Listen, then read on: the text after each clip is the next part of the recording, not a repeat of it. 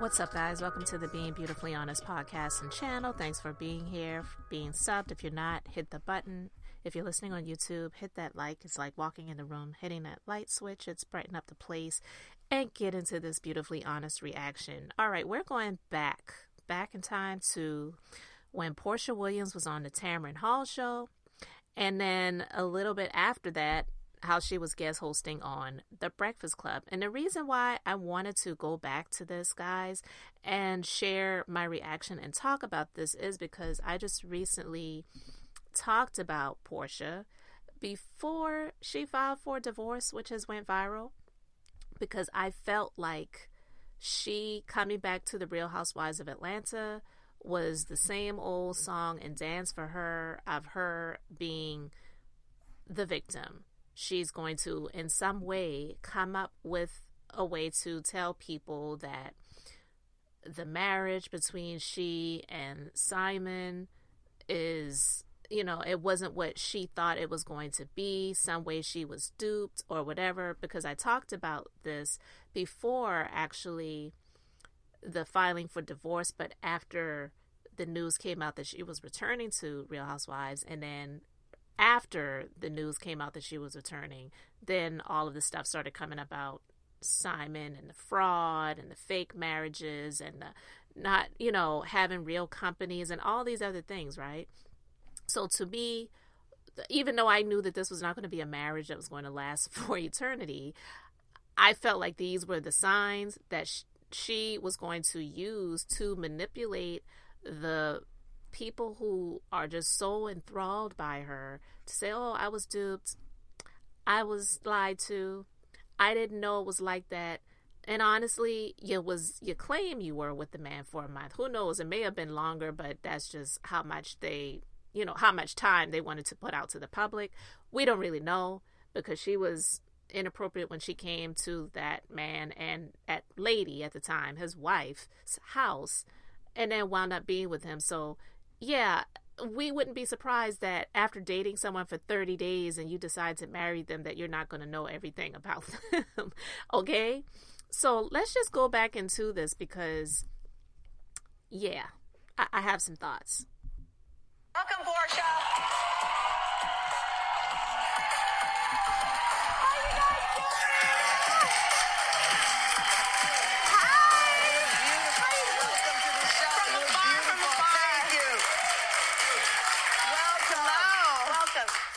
Good to be here. It is great to have you here because word on the street is you're a little nervous. Am I? That's what I was told. I actually feel really good today. I'm happy. Like, the energy in your studio is awesome. I'm so happy to hear that because, we're live, and prior to the show, I was hearing from my team, listen, this is a big interview. She's really laying it all to bear, and she's nervous. And I thought, that is the opposite of Porsha Williams, nervous. And I stopped myself and I said, you know what, that's exactly the problem. We see people and we don't humanize. We think we know the whole story. And now you're giving it to us. Right. Absolutely. I feel like my nervousness is because, the book was a lot for me. It really was. It took me some time to get to the place to be ready to speak to a lot of different things in the book. I knew if I ever did a book, it needed to be 100% honest and transparent. And in order for my book to be effective in the purpose of the book, which is to inspire someone else, tell my testimony so someone else can see themselves in my story, I had to really revisit some very emotional, painful things in my past. And so I was nervous to release that.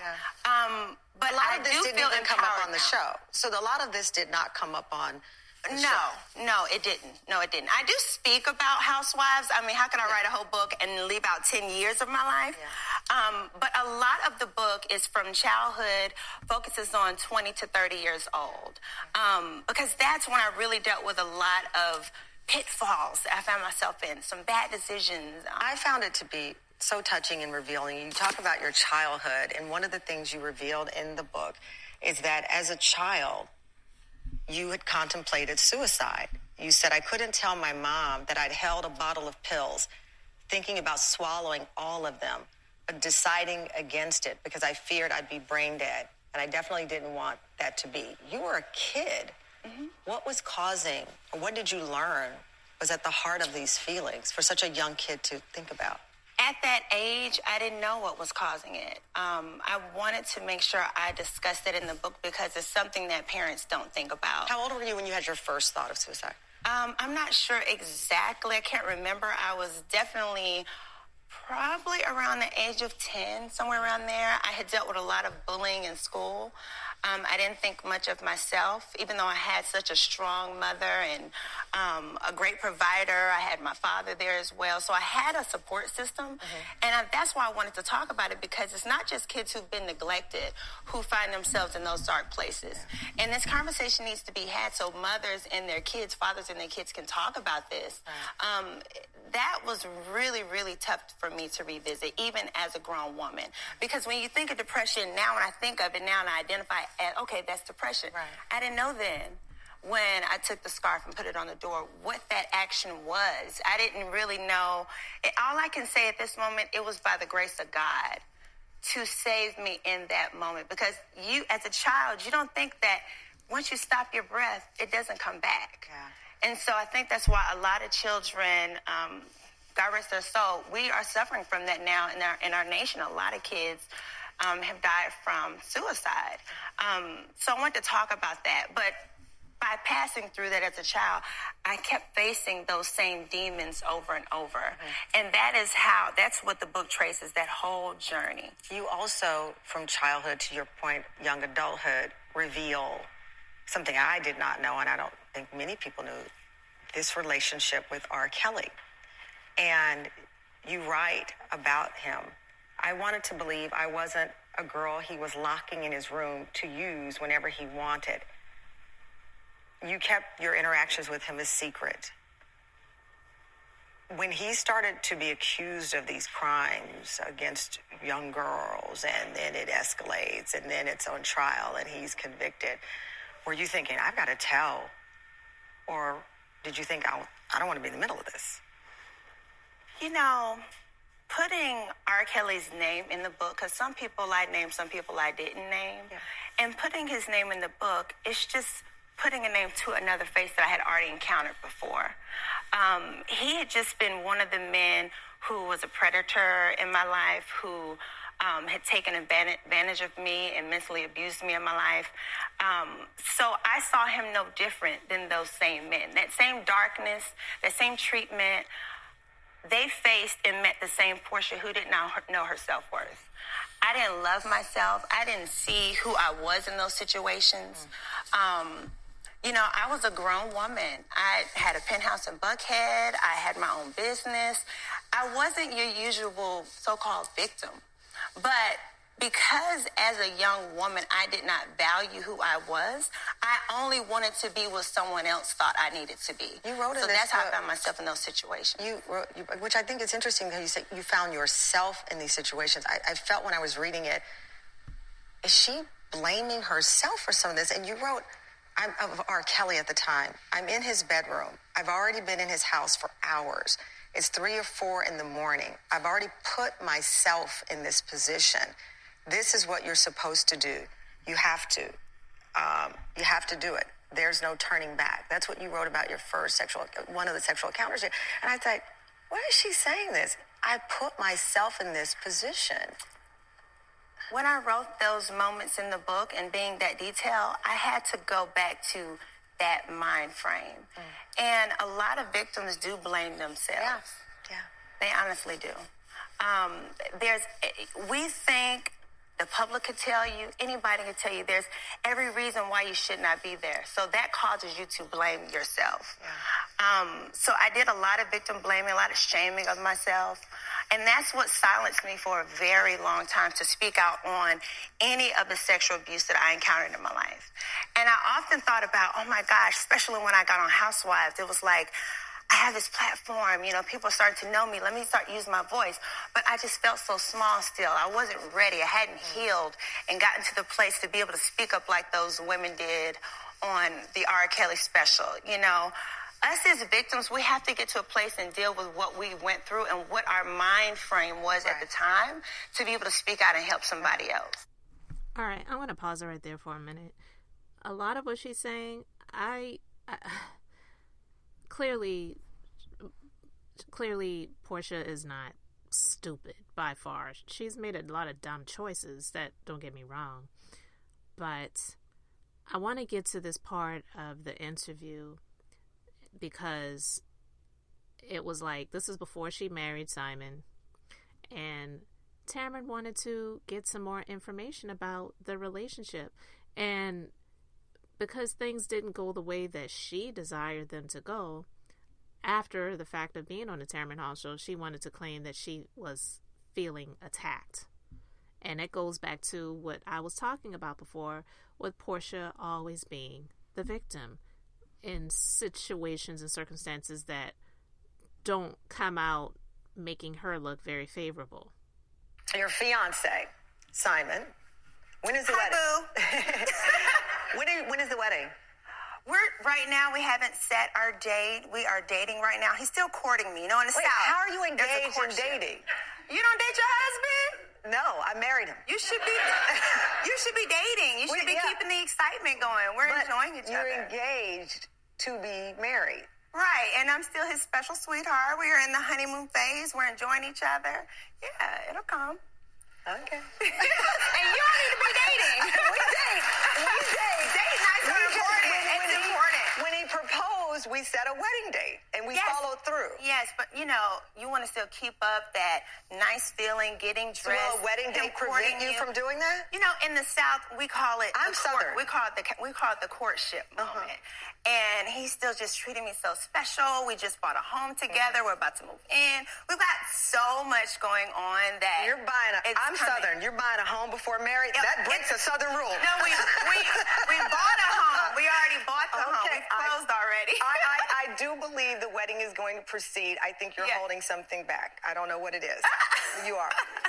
I'm just being honest with you. So Simon, well, this perhaps is why. So Simon revealed on the show that his grandfather had 25 wives. That's a lot. And that prompted you apparently to ask him if he'd ever cheat. He responded, if he'd ever cheated. And he responded, of course, everybody has cheated, which is true for some people, not everybody. And then people started commenting, believing that you were setting yourself up for a problematic relationship again. Let's start with he's Nigerian. Hello. What does that mean? It's his culture. It's his culture. It's the Nigerian culture. They are allowed and is open to have multiple wives. Some have 2. His father had 2. Grandfather had 25. 60-something grandkids. But, Simon has been in America since he was about 17 years old. And I'm American. Yeah. So we're going to have one wife and one husband. The show is called It's My Relationship, Not Yours. And your family has come in and people have stepped in. And one of the questions that repeatedly comes up is, was there some type of line crossed with a friend in the show that has set you off on this journey where people feel like they should chime in? So the backstory for people who don't know, Simon was introduced on the show with his then wife, Fallon. At some point, that marriage ended. And you and Simon announced on social media that you were a couple. People seem to believe that you'd crossed a friend line, that you'd broken some girl code. What is the real story here? And that's okay. I dealt with everybody's opinions, but really it was the emotion of my supporters. Because they, like, oh my gosh, Porsha wouldn't dare do this. Oh my gosh, she's a husband stealer and all that. Listen, I'm on a show. Real Housewives of Atlanta is a show meant for entertainment. When we bring people on the show to try out to be casted, they have to be brought in by another cast member. And sometimes those things are kind of put in a way other than how it actually is. So it's fake. You weren't really friends. I wanted to be. What I wanted for her was to introduce her into the show for her to be a housewife. But it didn't work out. She ended up wanting to be friends with someone else. And, my head is spinning. Long story short, they didn't choose her. Yeah. Was she a friend of mine? No. She was going to be casted on the show. It didn't work out for her. Simon and I actually have mutual friends, and I've met him over the years here and there. And, so for me, there was no personal connection with her when it came to him. So that's the thing that people didn't know that caused them to really, come hard at me. And it's okay. I'm a grown woman. I know that I'm on Housewives, and it looks a certain way, and you're going to have your opinions. And sometimes we ask for your opinions. If I want to be successful and show my personal life, then I'm asking for your opinions. And so may not always match up, but now hopefully people get what's happening. And what is happening is that you feel you have found true love. Well, she's just delivered a baby, so congratulations. It's in order. She's engaged, so all adults involved are happy. Yeah. The bottom line is, though, you have found someone you believe that is your life partner. That is my life partner, for sure. Absolutely. Well, I'm in love. I'm just so blessed to be in this place in my life. When you get to a place where you're living in your truth and you really get to know yourself. During quarantine, I really looked at myself. That's when I wrote this book. To know yourself is to truly love yourself. All my faults, everything in that book, ups and downs, mistakes, bad decisions, I love Porsha. I know Porsha. So when I presented me to this man, Simon, he was meeting me in my truest self. So I knew my decision to say yes, no matter how fast it was. Well, I trusted my decision. Listen, the speed, all of it are your decisions that you've made. Yeah. And most important, and besides the drama, whether it's real or not on the show, I deeply admire how vulnerable you were in talking about suicide as it relates to children and sexual abuse that far too many women experience and suffer in silence. For that, I applaud what you've done. Life partner for 15 months. Girl, let me tell you something. Porsha is a trip because you listen to that interview, which I have the link to in the description box if you care to see her and watch it. I feel like listening is fine, but I digress. After being on there, she guest hosted on The Breakfast Club, and then she wanted to throw Tamron Hall and the show under the bus. They asked her about her being on the show, when she was on The Breakfast Club. They asked her about her being on the Tamron Hall show, and she said, it's a hidden mess. And was saying how Tamron Hall was leaning into being messy. She said, I went on Tamron Hall's show and I was so excited. She's a beautiful black woman who branched off and got her own show. I did not necessarily feel supported on her show. I didn't expect her to agree with everything, but there was a turn where it turned just from her asking questions about the book to her kind of almost attacking me, almost making me feel like I had to justify anything I had going on. It just didn't feel good. It's like, girl, what did you expect? You were, at the time, engaged to someone that was a controversial moment. A lot of people were questioning your moves. A lot of people. So you think you can go on someone's show like Tamron Hall and they're not going to ask you questions about it? And then you answered the questions, in my personal opinion, even if I didn't agree with the answers, I feel like you answered them with grace. So you didn't pause her with any of the questions. You didn't shut her down. So to say that you felt attacked, it's like, this is the MO of Porsha. She always does stuff like this. And that's why, for me, it makes it hard for me to feel any type of way about her life and giving her grace, even though she discussed being a victim of SA and those different types of things. No one deserves to go through anything like that. Now, the R. Kelly thing, that's another story. Yeah, I don't even want to go into all of that.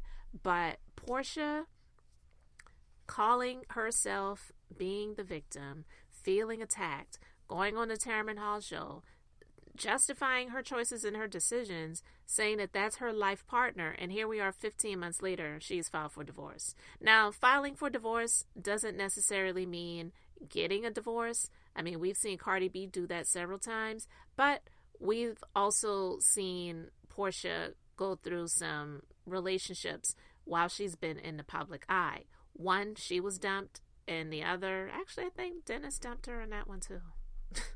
I'm not laughing at it, but I was about to say she called it off. I don't remember. I don't even really care. But again, they were engaged to be married, and it just never happened. But of course, they had the baby together.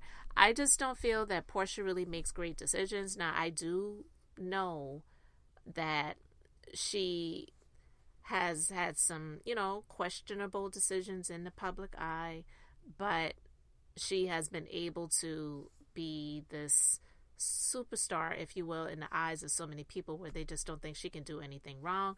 And a lot of it is just really superficial. But my point is her blaming Tamron Hall, saying that Tamron Hall she felt attacked going on the show. Well, girl, why did you think they were going to support you? She said she didn't feel supported, but she sat there and said the energy in this room is so amazing. So to me, that just gives off okay, well, you're lying, or you're lying there, or you're lying after the fact. Which is it? But either way, you're lying. You guys, let me know your thoughts about all of this in the comments section. Thanks for being here, liking and subscribing. I'm Beth, just being beautifully honest. So until next time, I just wanted to keep it brief, beautiful, and now I'm going to say bye.